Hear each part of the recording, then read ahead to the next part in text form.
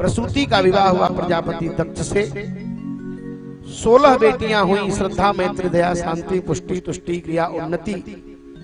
तो 13 का विवाह हुआ धर्म के साथ, और स्वाहा का विवाह 14वीं का हुआ अग्नि के साथ।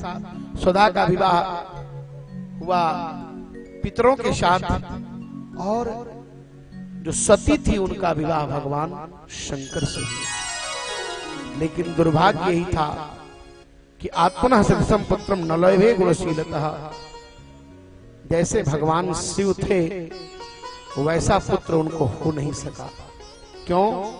क्योंकि विदुर जी ने कहा महाराज कारण क्या था? बोले दामाद और ससुर का झगड़ा। अरे दक्ष जी तो अपनी बेटियों को बहुत मानते थे, तो फिर इतना झगड़ा बढ़ने का कारण क्या था?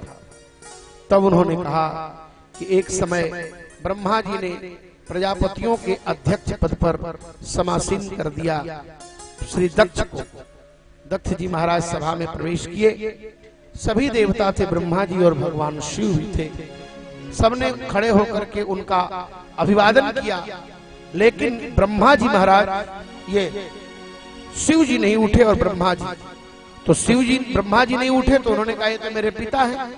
लेकिन जब भगवान शिव को उन्होंने देखा कि खड़े नहीं हुए तो उवाच वामम चक्षुर्भ्याम, बाईं आंख से देखा, बोले ये मेरा दामाद, अयम तो सिद्ध लोकपाला नाम शगुनो निरपत्रपः, ये निर्लज्ज है, मेरा दामाद है, मेरे बेटे के बराबर हुआ, इसको तो खड़े होकर मेरा अभिवादन करना चाहिए था।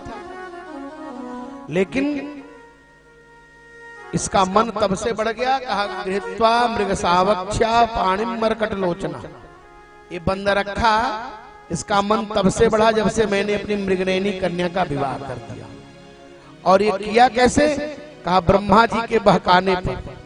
ये तो प्रेतों के साथ रहता है, चिता की भस्म लगाता है, बहुत कुछ कहा, परंतु भगवान शिव कुछ बोले नहीं। शिव जी मौन रहे और प्रजापति दक्ष भी उठे चले गए। अब दक्ष ने यहां तक कह दिया कि इनको यज्ञ में भाग न मिले, दुर्वचन कह के चले गए।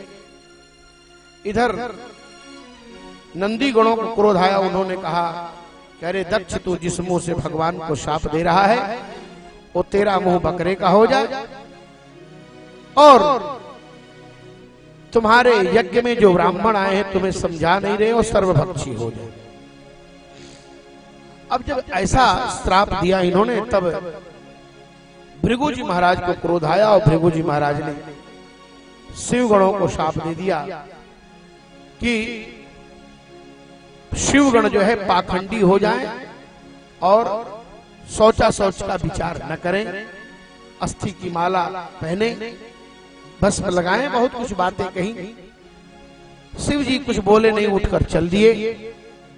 अब एक दिन की बात है, अब एक यज्ञ हो चुका था जिसका नाम था बृहस्पति सवन। अब दूसरा यज्ञ होने वाला था, वाजपेयी यज्ञ हो चुका था, बृहस्पति सवन नाम के यज्ञ का प्रारंभ था।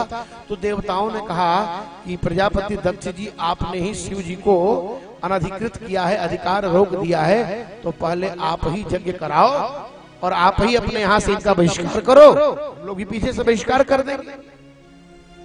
उन्होंने यज्ञ का आयोजन किया, सबको आमंत्रित किया, लेकिन भगवान शिव और सती को नहीं।